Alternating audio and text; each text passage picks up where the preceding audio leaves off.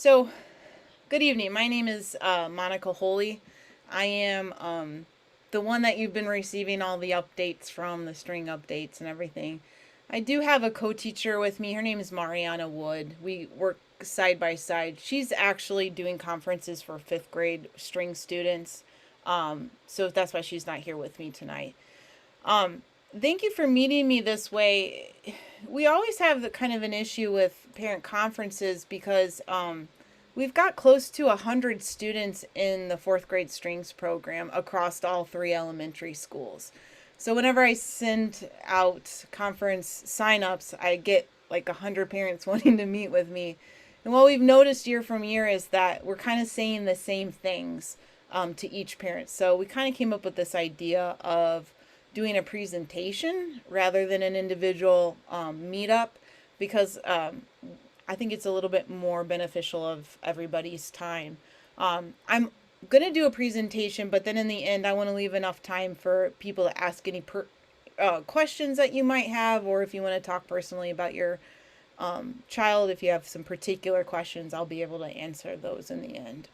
Um, just to give you a little bit of our program, we use what's called a modified Suzuki program, which is kind of unique to the St. Louis area. I don't see a lot of elementary schools doing this. What Suzuki means is kind of a fancy world in the strings world. Mr. Suzuki was the one, he's created this whole system of learning how to play. He was particular to the violin. So we've actually kind of modified his whole system and put it into more of a public school setting rather than an individual lesson setting. And kind of the big takeaways from Suzuki is that we ask students to memorize songs, which they don't like to do. I know it's very hard. That is the most moaning and groaning I usually get about the program. And then secondly, we memorize music so that we can really pay attention to posture and position. So a lot of times you'll see with some of the area schools is that they'll start reading music right away in fourth grade. So they put a book in front of them. And what happens really quickly when they learn how to read music starting right away in fourth grade is that all of these posture and position issues start to happen and they don't get to focus on that. Whereas if it's memorized, they get to watch their left hand and watch their bow and all of that stuff. So we're pretty proud about this system that we're using in our fourth grade classes. Also, we use what we call a passing system. So what that means is that now all of the students have their book in hand. There's 12 songs in the book. And we say to the students, we'll teach you the songs, but it is up to you to pass the songs. So like, for example, we're teaching the Mississippi River right now. That's our very first song in our book. So we're giving them all the tools to learn what the song is. And then they'll come forward and they say, you know what? I got a good bow hold. My left hand looks good. Mrs. Ollie, I'm ready to pass. I play the piano and they try to pass their song. At that point, I give them feedback. Like, well, it was really good, but you need to fix your left wrist. Or it was really good, but you need to fix your bow. Or that was fantastic, you passed the song. So the program is pretty cool in the fact that kids can move very quickly through the book if they pick up the instrument fast. Or if they need some more time on a particular song, then they can spend some more time at home working on those particular songs. So that's kind of the nice thing. We put the learning into their hands with the support, obviously. So also, too, I kind of want to make note that when we're in class, we're giving very quick feedback. So I know the kids think we're completely out of our minds. I've got a microphone on in class and I'm running around and playing the piano and running back to a kid and playing the piano. And we're telling them really fast, fix your wrist, fix your bow hold, get your pinky on top of your bow.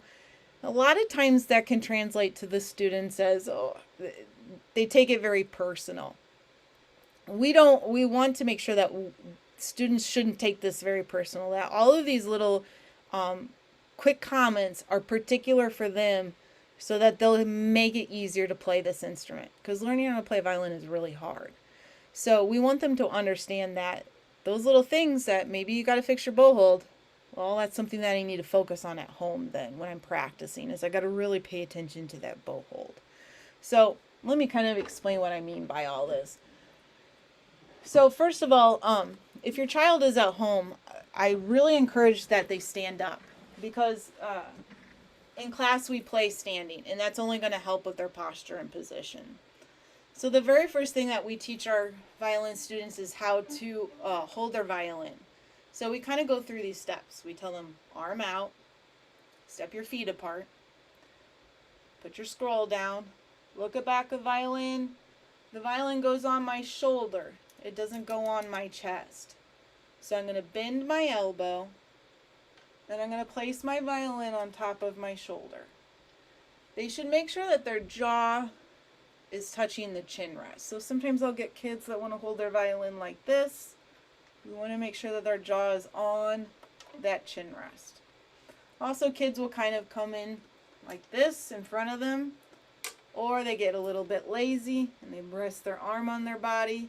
We really encourage them to stand tall. We say nose to scroll in one straight line. So two will do little arm checks to see, can they hold their violin on top of their shoulder without having their hand there. Then the next position that we teach them is the bow hold. So we talk to them about fingers wrapped around the bow. The pinky is bent on top. We have little spaces in between each finger. And then the big thing that we kind of reinforce with the violins is we have a really strong thumb bump. So a lot of times they'll approach the bow like this with a very straight thumb. We're really trying to encourage them that they get their thumb as bumped as possible and their pinky curved on top.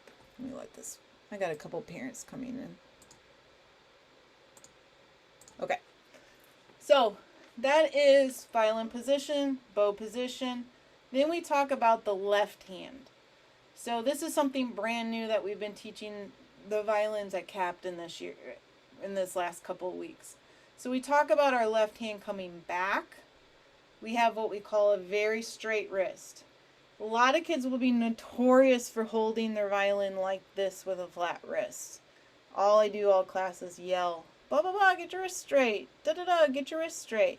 So we're really trying to reinforce that their wrist is as straight as possible with their elbow. Then we talk about thumb back and down. It's very relaxed.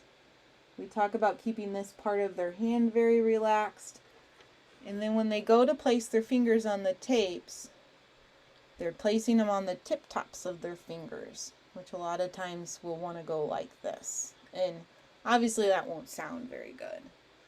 So the very first song that we're teaching our students is called Mississippi River. And this is in their book.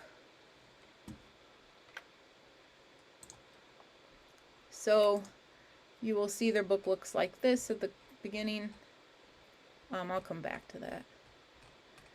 But their very first song, Mississippi River, is the rhythm Mississippi River. So we play that on each of these notes. So open A has no fingers. Then they go to the E string. And then you can see in the book it says 1 on E. So what we mean by that, this is kind of new to them, is that we're on our very high string, and all of the students have tapes. Sorry, I have my fancy violin with no tapes. They're going to put their one finger down on the E string. So it's our pointer finger. So we play that. Next note is open E. And then if you look in the book, the next note is 1 on the tape, 2 on the tape, 3 on the tape. We roll to the A string now. 2 on A, 1 on A, open A. So they're doing all of that memorized, which we're asking a lot, really, because that's all of their posture and position, their bow hold, all of that stuff, all kind of into one performance. So I'm going to go back to the book. So this is the book. Everybody should have this book now at this point. It is a red book, by the way. This is the cover of the book, just so you can kind of be on the lookout. The second page in the book has the songs that your child has passed. So when a student comes up and they play Mississippi River, and I say, yeah, good job, you passed it, your bow hold looks good, your violin position's good, they'll put a sticker on Mississippi River. Then the next song that they'll move on to is Down Pony Up Pony. All right, that looks good, we'll put a sticker there. So if you want to know kind of where your child is at, say, can I see your book for a second? And then you can kind of see as what songs they pass and what they need to pass. But these are all of the songs that they are going to be expected to play at this year. And that's just something we're doing in class. December 1st, we're going to start something kind of fun. We call it our 50-day practice challenge. So this is hopefully for students to kind of get in the habit of practicing. And we want to see if anybody can practice 50 days in a row. So they'll kind of fill this out. If they do, they get 100 Bach bucks, which if you've been talking to your child about the strings class, the Bach bucks are a big deal. So the third page in the book has more posture and position stuff. So if you want to kind of help out your child, you could say, hey, is your violin parallel to the ground? Is your wrist straight? These are all the things that we're looking for in class. So these are great kind of checklists to see if they're holding their instrument correctly. And then like I showed you, the very first song that all of us are working on and some of us have passed is Mississippi River. The next thing I'd like to show you is the website. The website is going to be really helpful for students. So I'll send a link out for you. But like for example, let's say that we keep kind of saying, hey, you need to fix your bow hold. You got to really work on your bow hold. And they get at home and go, I don't know how to hold my bow. Well, I have 4 different explanations on how to hold your bow. So they can go and watch these videos and walk along with those different position work. The next thing that I think is really awesome is this is a great way to practice with a practice buddy. So I've recorded myself playing all of the songs with the piano part. So let's say your child's on Lightly Row, for example, and they're trying to work on it at home. They can play along with me.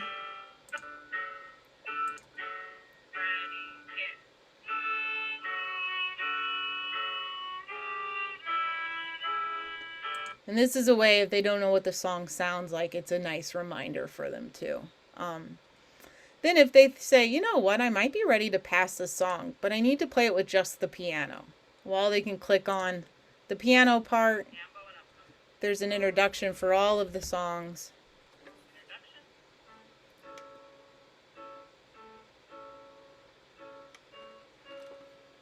And then they can play along with that piano part. And then lastly, because of the pandemic last year, we had to do everything online. So I had to teach kids how to hold the violin online, how to hold the bow online, and it was very tricky. So some of them would email me throughout the day and say, Mrs. Holy, I'm having such a hard time on Lightly Row. I can't get it. I made these little practice videos of taking things slowly or slicing it up or working on just bow rhythms. And they can go on here. The next song we're going to do is Lightly Row. And you can work with me kind of taking these songs step by step. If there is a song on here that you don't see and you're just struggling with that song, just email me and I can put a little practice video up too. So the website's going to be very, very helpful. It's got a lot of tools for practice. And then lastly, we do have a Google Classroom. This is also thanks to the pandemic last year. I love this because in previous years before the pandemic, students would have to wait for class to pass songs. But last year we had to do passing all online. So students can go on to Google Classroom. Let's say that they tried to pass Mississippi River this class, and I said, no, work on your bow hold, but now they feel like they got it. Well, they can go on Google Classroom, click on Mississippi River. They can record themselves playing with the piano part and send it in to me. And what's kind of cool is it's like almost like a little bit of a private lesson, because then I can give them some feedback to say, yeah, that was great, awesome, you passed. Or, no, that bow hold, look, let me show you that pinky needs to be bent a little bit more.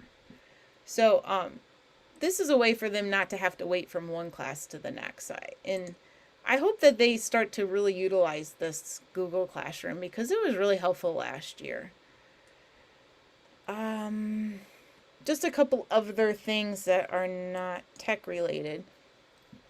In a typical school year, we have 3 concerts, and we're hopefully going to be able to do these concerts this year. We're meeting with administration on Thursday to kind of see if this is going to be possible. But our very first concert is in December. We have one in February and one in May.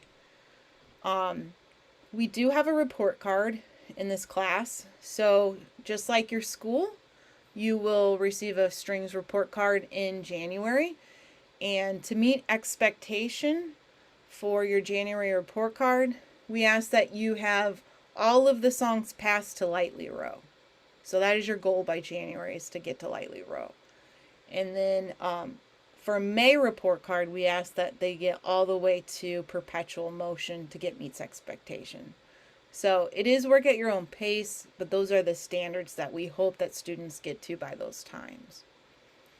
And then one other question I always get from parents during conferences is, how much should my children be practicing? And at this stage in the game, I feel like little bits of practice more frequently throughout the week is better than one big chunk of practice. Because right now they're trying to build muscle to keeping their violin up on their shoulder. They're also trying to build muscle memory in their fingers. So if they can practice 5 minutes on Monday, 15 minutes on Tuesday, that's going to be so much better than one big chunk of time on a Wednesday after school. And practice does not have to be traditionally playing with the violin. It can be singing the songs.